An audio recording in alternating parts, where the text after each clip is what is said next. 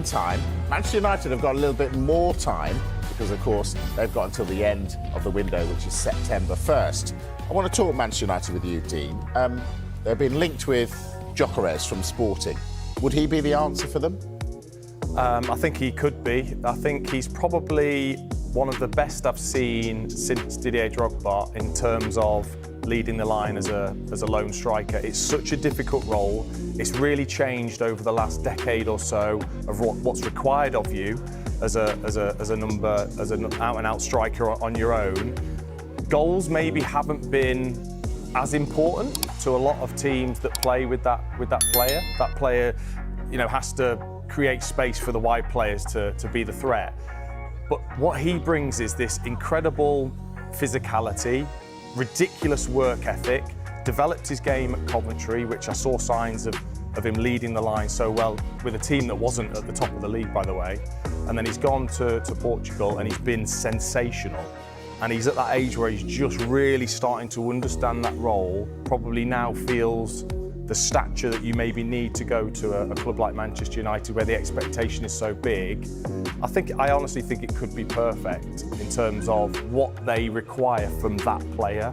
I think he's one of the best, certainly in Europe, at leading the line on his own. Is there a worry, though, because he's never played in the Premier League, that it might not be the place for him? No, I don't think so. I think he's played in England. The Championship is no easy league to play in, and the requirements physically for that league that you've got to go through. So I don't, and I think the development and how quickly he's developing, and more probably still to come, I don't see why you wouldn't just look at him, and I'm surprised there's not more clubs that are clamouring to get his signature, because I think he's only going to get better, and that position in particular now requires a certain talent to lead the line, I think, anyway.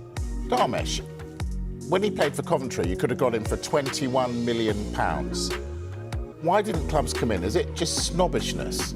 I wouldn't say snobbishness, but how many top Premier League clubs actually go to the Championship and recruit? That's my point. Sometimes you'll find that they would want that player, if they're keeping an eye on them, they almost take that calculated risk of, we'll have to pay a little bit more, but we're going to need to see a little bit more, because the Championship might not be enough for him to make that jump to a top Premier League team and into the Champions League.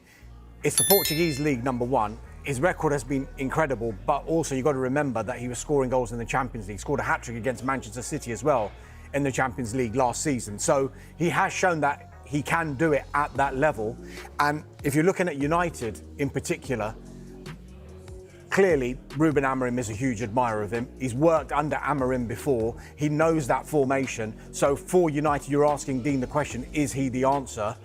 I mean, United have got a lot of work to do in all areas of the pitch, but if he wants to play in that formation and continue with that formation, and we've got no reason to believe that he won't, because he's very stubborn in that formation, is Amorim, you would think that someone like Victor Gyokeres would be absolutely perfect, because he knows the manager and he knows that formation back to front. So it would be a fantastic signing if United can get it over the line. There was all this talk about he wanted to play Champions League football. Ruben Amorim was very, very pointed in one of his news conferences when he said, I only want players who want to play for Manchester United. It doesn't matter if we've got European football or not. If players are saying, I want to move to a Champions League club, I don't want that player to come to United. And I think he meant that regardless of whether United were in European football or not. He wanted them to come because it's Manchester United. So it'll be a test now of United's pull. But I just wonder whether the likes of Cunha and possibly Brian Mbeumo coming as well, whether that kind of signing can attract a player. I don't know if Dean's got a comment on that. When you see, if you're 50-50 about joining a club and then you see the kind of recruitment a club is making, you think, oh, right, they're going somewhere here. I want to be part of it. Yeah, I mean, it's normally one of the first questions you ask when you go and see the club and the manager is what are your ideas? Certainly as a slightly arrogant striker, you want to know who is going to supply you, and and whether you're looking to bring in other players, or is it going to be the players that are currently there? I mean, there are so many other facets that you think about when you're making a move, but as a striker, certainly, I think it is more of a draw to any player if you're seeing an Amorim being signed and a Cunha and those creative players, and the club are looking to improve massively as well with that. Do Manchester United still have that pull? I think they do, of course, yeah, because of the history of the club. And also, you don't know whether any of these players have grown up and when they've watched English football, Manchester United have been their side. And ultimately, they can still pay the big money. And, I'm not ashamed to say it, that you think of those things. If you've got two clubs looking at you and one of those is offering you a lot more money, an extra year, maybe guaranteeing you that you're going to start games. Those things are important to a player still. Should be said here, United have made initial contacts via intermediaries over Victor Gyokeres. So there hasn't been any club-to-club contact as far as we're aware at this stage. And a lot of people are saying, how can they afford Cunha, who's already at the club, Mbeumo, who is going to cost the thick end of £60 million as well, and Victor Gyokeres, who's going to cost over £60 million as well. Well, I don't think Manchester United, despite all their financial and much publicised financial issues, are going into a transfer window with £0 to spend. They will have a certain budget, which we understand to be covered by Cunha and Mbeumo, and then maybe they will have to make sales to be able to fund a deal for someone like Gyokeres. But if you look at the players that they're signing in Cunha and Mbeumo, is that almost a message as well to the current players who are there, who could have played in the number 10 positions? Rashford, Sancho, Anthony, Garnacho, thanks, but we're going to listen to offers for you. And I'm sure United are expecting offers for these players to be able to fund the rest of their window. Carve, what are the optics on this? A lot of people who work behind the scenes at United have lost their jobs, and yet they're going in for these players. What does it look like to you, that? Very good question. I think the thing, though, is that with football clubs, especially clubs as big as Manchester United, they need to sign players. It's part of their business model. They've got to invest in the transfer market. It's what they do. They need players to put on the pitch to win things.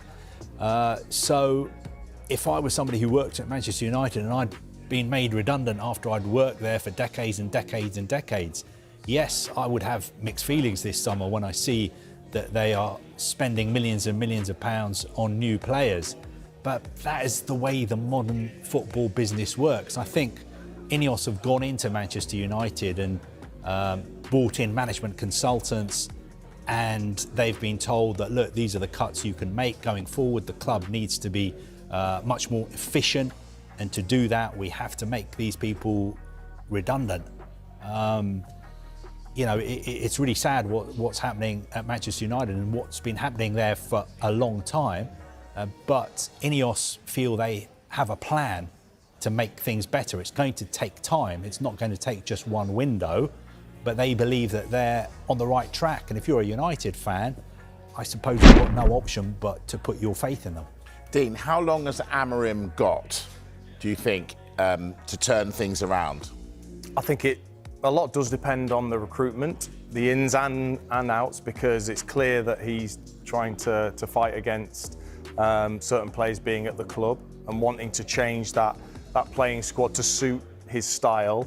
And he's been so clear about that. He's even said in interviews that the ownership knew that this was the way I wanted to play and I am not going to deviate from that. Well, if the ownership believe in him, then they try and give him the players that will suit that system.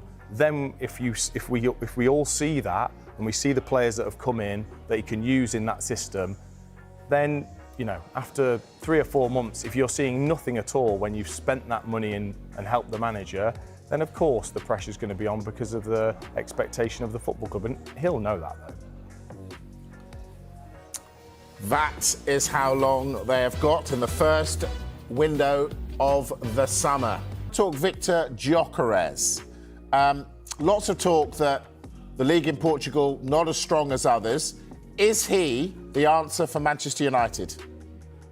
Well, I think you can say quite honestly that the league in Portugal is not as strong as the very best in Europe. However, I think, as Dean was saying before, the numbers are extraordinary. For club and country, 63 goals last season, a ton of assists as well. He scored them in the Champions League, as Manchester City can tell you. He scored them for his national team alongside Alexander Isak. And I think really, if we're looking at what he can do for Manchester United or any other team who want to sign him, it's the fact that he can adapt to so many situations. He can play up front on his own. He can play in that too with Isak. And really, I think the partnership that they've had for Sweden so far, even though it's just in the early stages, shows how good both of them are. For them to be able to adapt and play to two up front when they're both alphas, I think is really hard and deserves a lot of credit on both sides. Now, Gyokeres, we talked about how he could handle the physical side of the Premier League. That was never in doubt.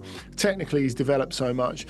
I think if we're looking for a reason why he might go to Manchester United, that reason is two words: Ruben Amorim. Amorim absolutely begged the board at Sporting to sign him. He wouldn't leave them alone until they did sign him, and they sanctioned a club record deal to get him on board. So there's clearly an enormous amount of trust between those. So if you can get over where United are sports-wise at the moment, I think it's very much still on the table. Now, he's someone who won't be bullied by defenders.